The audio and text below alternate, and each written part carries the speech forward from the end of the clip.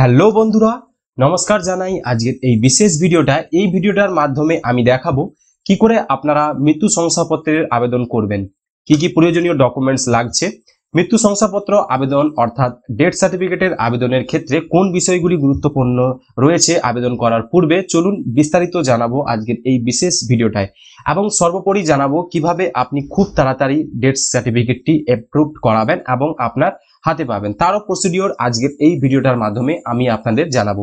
তো চলুন আজকের এই বিশেষ ভিডিওটা শুরু করছি। বর্তমানে আমি রয়েছি পশ্চিমবঙ্গ সরকারের জন্ম মৃত্যু তথ্য www.gov.in এই ওয়েবসাইটে। আপনারা এই কাজটি আপনাদের স্মার্টফোন থেকেও করতে পারবেন। শুধুমাত্র স্মার্টফোনের যে কোনো ব্রাউজারে গিয়ে আপনি ডেস্কটপ সাইটটি অন করে নেবেন।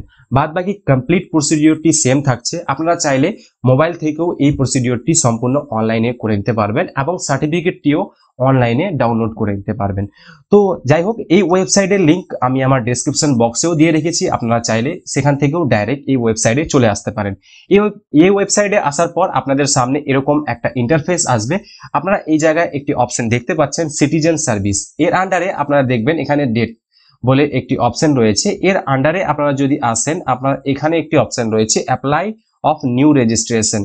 এই অপশনটি রয়েছে ট্র্যাক অ্যাপ্লিকেশন। আপনারা অ্যাপ্লিকেশনটি করার পরে তার স্ট্যাটাস ট্র্যাক করতে পারবেন।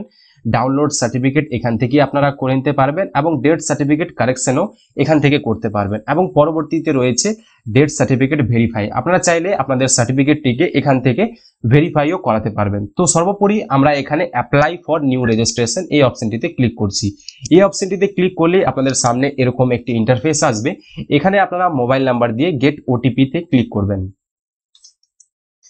এবং ওটিপি আসার পরে ওটিপি দ্বারা এই বক্সটিতে কিন্তু আপনারা ওটিপিটি সাবমিট করে ভেরিফাই বাটনে ক্লিক করবেন এবং পরবর্তীতে আপনাদের সামনে অ্যাপ্লিকেশন ফর্মের প্রিভিউটি ওপেন হয়ে যাবে। আপনারা দেখতে পাচ্ছেন আপনার স্ক্রিনের সামনে এরকম একটি প্রিভিউ ওপেন হবে, যেখানে কিন্তু মৃত্যুর ডেট রেজিস্ট্রেশনের ফর্মটি এখানে রয়েছে। সর্বোপরি আপনাদের যে আবেদক তার কিন্তু এখানে ডিটেলস চাওয়া হচ্ছে, যেমন অ্যাপ্লিক্যান্টস রিলেশনশিপ উইথ ডিজিজ, অর্থাৎ মৃত্যুর ব্যক্তির সাথে আবেদনকারীর সম্পর্ক, অর্থাৎ কে আবেদনটি এখানে করছে। মোস্ট অফ দ্য ক্ষেত্রে আপনারা হয় ছেলে বা মা এরকম সম্পর্কেরই হয়। তো যাই হোক, আপনারা এখানে আপনাদের যে সম্পর্ক আপনাদের ডেট হয়েছে আপনারা সরাসরি এখানে সিলেক্ট করবেন। ফর এক্সাম্পল আমি এখানে ফাদার অপশনটিকে সিলেক্ট রাখলাম এবং আবেদনকারীর নাম অর্থাৎ যেই ব্যক্তি মারা গেছে তার আপনারা এখানে ছেলের নামটি এন্ট্রি করবেন এবং পরবর্তীতে আইডি প্রুফের জায়গায় আপনারা আধার, ভোটার, খাদ্যসাথী, পাসপোর্ট, এবং এখানে যদি সার্টিফিকেট না থাকে তাহলে কিন্তু certified registered of sub registered বলে একটি আইডি আপনারা করাবেন এবং সেই আবেদনকারীর আইডি নাম্বার, অর্থাৎ এই জায়গায় আপনি যদি আধার কার্ড দেন তাহলে কিন্তু আপনার এই বক্সটিতে আধার নাম্বারটি এন্ট্রি করবেন এবং যে ওনার ছেলে অর্থাৎ যে আবেদক তার কিন্তু এখানে আধার কার্ডটি আপলোড করতে হবে। তো এই হলো যে আবেদক অর্থাৎ যে ডেথ সার্টিফিকেটটির আবেদনটি করছে তার ডিটেলস কিন্তু এখানে ফিল আপ করতে বলা হয়েছে। এবং পরবর্তীতে আমরা যদি দেখি এই জায়গায় অপশনটিতে বলা রয়েছে মৃত্যুর তথ্য, অর্থাৎ যিনি মারা গেছেন তার এখানে তথ্য ফিল আপ করার কথা বলা হয়েছে। যেমন মৃত্যুর ডেট আপনারা সরাসরি এখানে ইয়ার, মাস সিলেক্ট করে আপনারা সিলেক্ট করতে পারেন এবং জেন্ডার অপশনটি এখানে রয়েছে, আপনারা সেখান থেকে জেন্ডার সিলেক্ট করবেন এবং এজ আপনারা এই জায়গা থেকে এজটিও সিলেকশন করে নিতে পারবেন এবং পরবর্তীতে আপনাদের এখানে বয়স কিন্তু অটোমেটিকলি ক্যালকুলেট হয়ে যাবে। আপনারা এখানে ইয়ার সিলেক্ট করবেন এবং বয়সের জায়গায় আপনার যে বয়সটি হবে সেটি কিন্তু এখানে ফিল আপ করে দেবেন এবং পরবর্তীতে যে ব্যক্তি মারা গেছে তার এখানে নাম টাইপ করবেন এবং পরবর্তীতে আপনাদের মিডিল নেম থাকলে মিডিল নেম এবং লাস্ট নেম থাকলে আপনারা এই জায়গাটিতে লাস্ট নেম টাইপ করবেন এবং আইডি প্রুফের জায়গায় মৃতের Aadhaar card, voter card, Khadyasathi, passport আপনারা আপনাদের কাছে যেটি রয়েছে আপনারা সেটিকে এখানে সিলেকশন করবেন এবং সেই নাম্বারটি এখানে ফিল আপ করে যে মৃত ব্যক্তি তার কিন্তু এখানে আধার কার্ডটি আপলোড করতে হবে, যার কিন্তু সাইজ রয়েছে ম্যাক্সিমাম 250 কেবি। তো এটি আপনারা অ্যাডোব ফটোশপে খুব সহজেই করে নিতে পারবেন এবং পরবর্তীতে যে অপশনটি রয়েছে প্লেস অফ ডেট, এটি কিন্তু খুবই গুরুত্বপূর্ণ। এটি যদি আপনারা ভুল করেন তাহলে কিন্তু আপনাদের বিভিন্ন রকম অসুবিধার মধ্যে দিয়ে পড়তে হতে পারে। তো চলুন এই জায়গায় প্লেস অফ ডেট, মৃত্যুবরণের স্থান আপনাদের যদি হসপিটালে হয়ে থাকে তাহলে হসপিটাল, যদি বাড়িতে হয়ে থাকে তবে বাড়িতে, এবং আদার্স যদি জায়গায় মৃত্যু হয়ে থাকে তাহলে কিন্তু আপনারা আদার্স অপশনে সিলেক্ট করবেন। মোস্ট অফ দ্য ক্ষেত্রে হসপিটাল হয়ে থাকে হসপিটাল সিলেক্ট করবেন এবং এই জায়গা থেকে আপনারা রাজ্য সিলেকশন করে নেবেন এবং ডিস্ট্রিক্ট এই জায়গা থেকে আপনাদের অপশন থাকবে।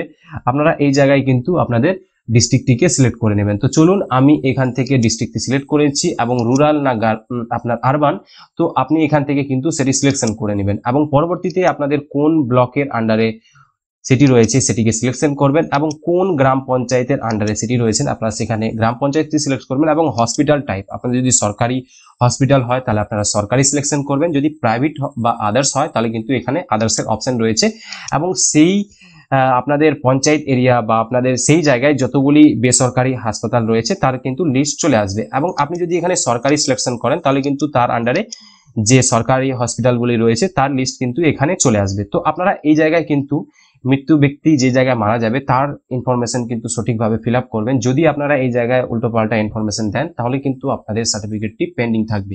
বলে রাখি আমি যেটুকু খোঁজ করেছিলাম এখানে কিন্তু আপনারা যেই জায়গায় মৃত্যুবরণের স্থান দেবেন সেই গ্রাম পঞ্চায়েতেই কিন্তু আপনাদের এই অ্যাপ্লিকেশন ফর্মটি যাবে এবং সেখান থেকেই কিন্তু আপনাদের অ্যাপ্লিকেশনটিকে অ্যাপ্রুভ করাতে হবে।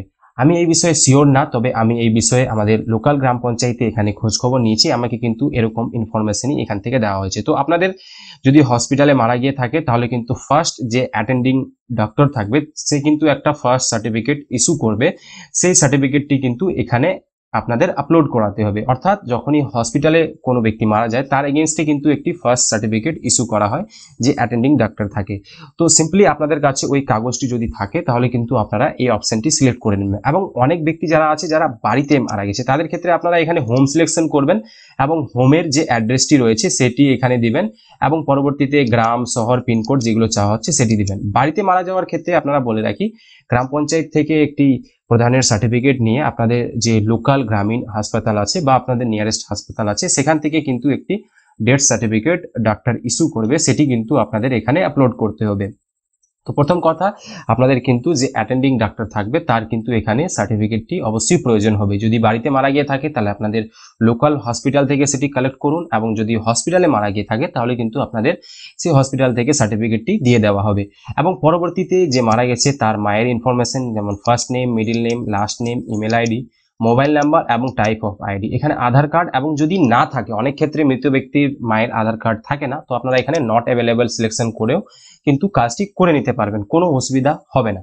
এবং পরবর্তীতে এখানে যে মৃত্যু হয়েছে তার কিন্তু এখানে father's name, father's first name, middle name, last name, email ID mandatory না, মোবাইল নাম্বারও ম্যান্ডেটারি না, আইডি প্রুফ থাকলে দিবেন এবং না থাকলে নট অ্যাভেলেবল দিয়েও কিন্তু আপনারা কাজটি এই জায়গা থেকে করে নিতে পারেন। সাপোজ নেম অর্থাৎ দাম্পত্যের তথ্য, যদি স্বামী মারা গিয়ে থাকে সেই ক্ষেত্রে স্ত্রীর নাম, first name, middle name, last name, এইভাবে আপনাদের আইডি আধার সিলেকশন করবেন এবং আধার নাম্বারটি অর্থাৎ স্ত্রীর হলে এই জায়গায় কিন্তু সেই আধার নাম্বারটি আপনি এন্ট্রি করে দেবেন। এবং পরবর্তীতে অ্যাড্রেস অফ, এবার আছে মৃত্যুর সময় মৃত্যুর ঠিকানা, এই জায়গাটিতে কিন্তু খুব গুরুত্বপূর্ণ, এটি কিন্তু আপনাদের ভালোভাবে ফিল আপ করতে হবে। অর্থাৎ যে যিনি মৃত্যু হয়েছে সেই সময় মৃত্যুর ঠিকানা অর্থাৎ সে কোন জায়গায় বাস করত, তো তার কিন্তু এখানে যদি বাড়িতে বাস করে থাকে তাহলে কিন্তু তার সেই জায়গায় স্টেট এবং জেলা এবং আরবান রুরাল এই সমস্ত জিনিসগুলো এখানে রয়েছে, আপনারা এগুলোকে সিলেকশন করবেন এবং পরবর্তীতে গ্রাম এবং পিনকোড এই জায়গাটিতে সিলেকশন করে নেবেন। এবং পরবর্তী যদি পেজের দিকে আমরা আসি এই জায়গায় কিন্তু রয়েছে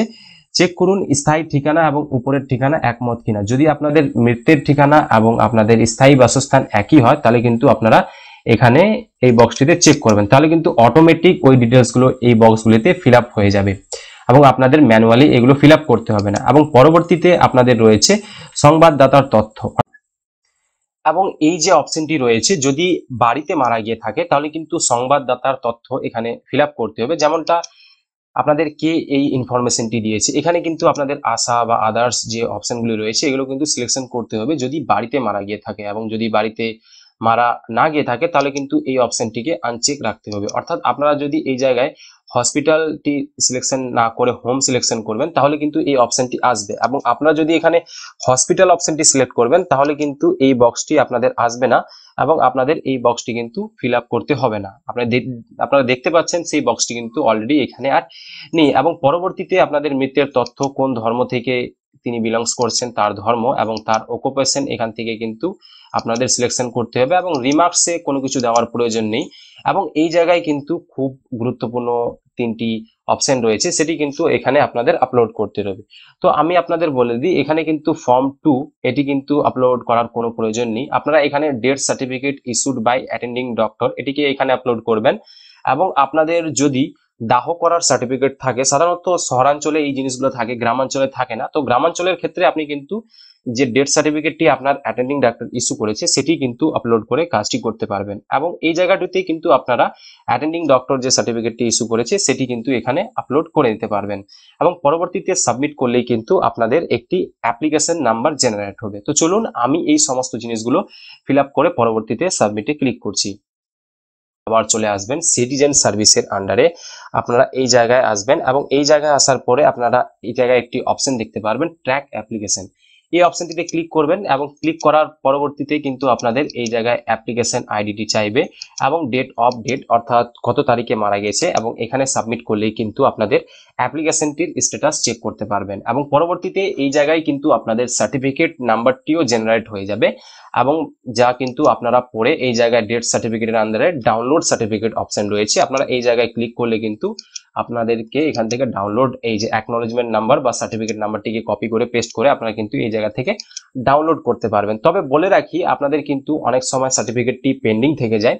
তো পেন্ডিং থাকলে কি করবেন, আপনার যে জায়গায় প্লেস অফ ডেথ আছে সেই গ্রাম পঞ্চায়েতে আপনি ভিজিট করবেন। সেই গ্রাম পঞ্চায়েতে ভিজিট করলেই কিন্তু আপনাদের সেখান থেকে ডেথ সার্টিফিকেটটি অ্যাপ্রুভ করে দেওয়া হবে এবং আপনারা এখান থেকে অনলাইনে ডাউনলোড করে নিতে পারবেন।